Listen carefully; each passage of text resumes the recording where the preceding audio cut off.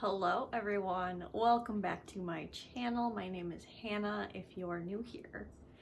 In today's video, I'm going to be talking about the worst and most disappointing books I read this year. These are the books that I thought I would love, but I ended up really not enjoying my time with them. I only gave 2 books 1 star this year, and so I'm going to talk about those really quickly. The first is The Matzo Ball.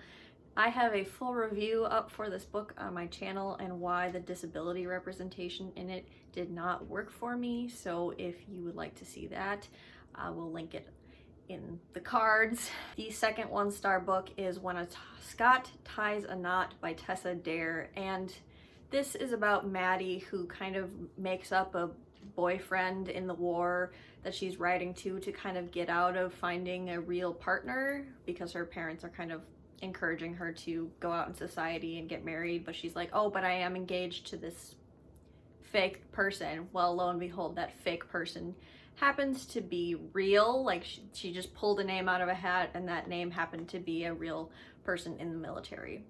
So he shows up on her doorstep and is like, you humiliated me while I was in the military with these letters, so in recompense you're gonna marry me so I can have part of your land and give it to my comrades in arms so they can start a new life as war heroes working the land. And maybe that summary is a little uncharitable. There's a little bit more complexity to it, but this really bothered me because the Scotsman was only trying to get in her pants so they could consummate the marriage and it would be legal, which I just had major problems with. So these are the only 2 1-stars for the year. Absolutely not. One of the most disappointing books for me this year was unfortunately The Daughter of Dr. Moreau by Silvia Moreno Garcia. Silvia Moreno Garcia is one of my favorite authors of all time, and so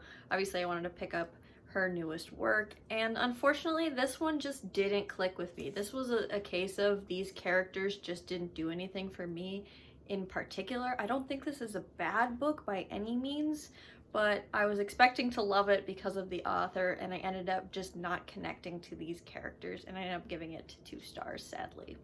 Another favorite author of mine is Talia Hibbert, and I'm slowly working my way through her backlist. And 2 of her books that just didn't click with me were Merry Inkmas and Wrapped Up in You. And these are both of her holiday romances, and neither of these were my cup of tea.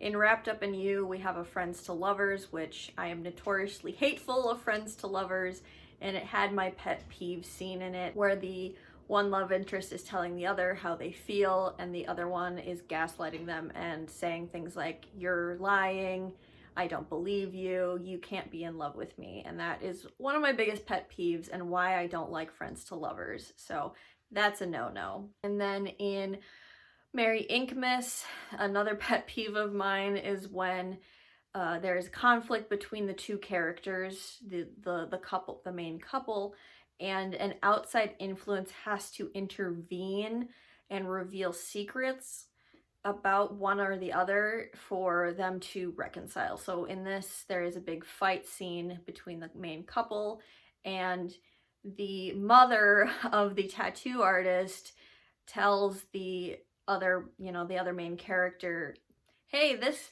guy has a lot of trauma in his past and that's why he reacted this way. Then the main character goes and finds him and they reconcile. So that information should have come from the tattoo artist himself. I don't like that the mom went behind his back and like revealed secrets or things he wasn't ready to reveal to his love interest. That just really bothered me.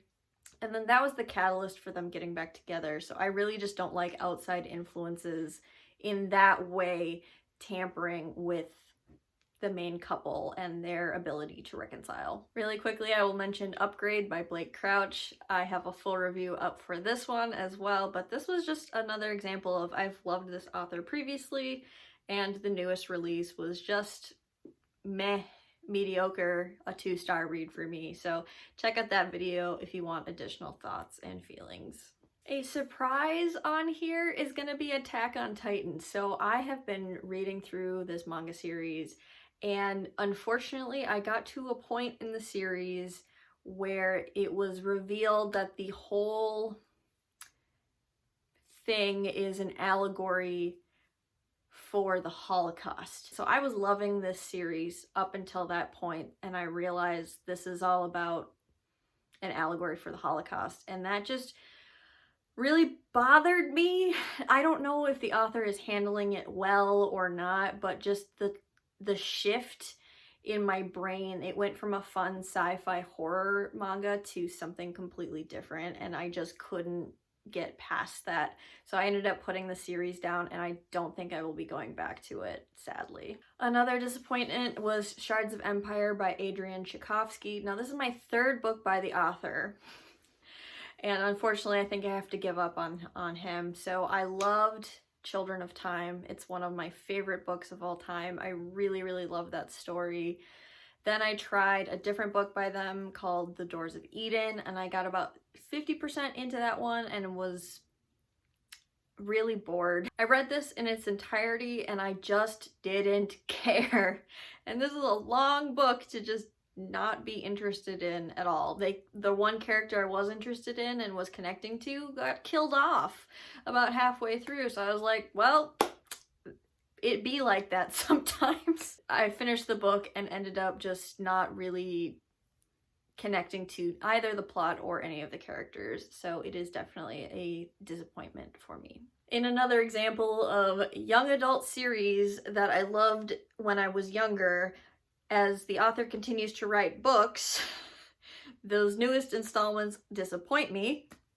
We have In the Serpent's Wake by Rachel Hartman. This is the sequel to Tess of the Road, which is one of my favorite books of all time because we are dealing with a character who is lost and dealing with a lot of trauma from her past, as in religious trauma, emotional abuse from her family, as well as an abusive relationship that she was in, a grooming scenario, as well as recovering from a pregnancy and a birth where her child was stillborn. So there's a lot going on, and for a young adult book, I found all those themes handled with great care, and I ended up really loving Tess of the Road. But In the Serpent's Wake is the sequel, and we completely shift away from Tess. Like, she's still a main character, but we add additional main characters. The groomer from book 1 is killed off like 15% into the book, and so Tess doesn't get any closure about that situation. It just wasn't fun to read. It wasn't satisfying. It wasn't a satisfying conclusion to me. We moved away from Tess as a main character, and it just wasn't fun. All right, this is a recent read for me, so you haven't heard about this book yet, but that would be Love Light Farms by B.K. Borison. And this is disappointing because I was loving it up until the third act conflict. I really was. I was reading for like 65% of this book, really enjoying it. This is about a woman who owns a Christmas tree farm, and she and her best friend have to fake date in order to win a competition for cash, and the cash is going to help the farm, you know, pay off its debts. And I was enjoying the plot. I was actually enjoying the friends to lovers, but again, this has that scene in it where the Luca, the love interest, is telling our main character how he feels. He's saying, I've been in love with you this whole time. I wasn't faking any of the fake relationship, blah, etc., etc. And she's like, you're mistaken. You must be, you know, mistaken in some way. You're lying. You don't really love me. You're just confused. Instantly, immediately no for me. I was so angry at that point that I ended up finishing the book, but this was a 2-star read. It went from like a 4-star read to a 2-star immediately, just with the inclusion of that scene. And with this book, I think I'm done with friends to lovers. I've given so many books a chance with this trope in it, and I just risk having this scene in it way too often if I try more books that are friends to lovers. So No more friends to lovers for me. And I'm really frustrated about this one because I loved the vibes. I was liking the side plots. I was liking the side characters a lot. And it was just really that one scene that really dragged me down, unfortunately. Also, in 2023, can we stop with the Harry Potter references, please? Like, even if in the book the characters are saying J.K. Rowling is transphobic, but here's a Harry Potter reference anyway, that still is giving J.K. Rowling social capital and social consciousness in our minds, which means people will continue to talk about her and Harry Potter, and she will continue to make money off of her work. We just need to be done. Find a different quirky hobby, a different franchise to reference. In fact, maybe make up a franchise in your world to reference instead of Harry Potter. I'm so sick of Harry Potter references in books, especially rom-coms. Stop it. It's not quirky. It's not funny. Let it go. Sorry for a bit of a rant at the end. It is my most disappointing and worst books of the year video, so a little ranting is warranted, I think. Anyway, those are the books that were the worst for me and disappointed me the most. What are some books that you thought you would love and they ended up not working for you? I would love to know in the comments down below. Thank you so much for watching, and I will see you in another video very soon. Bye.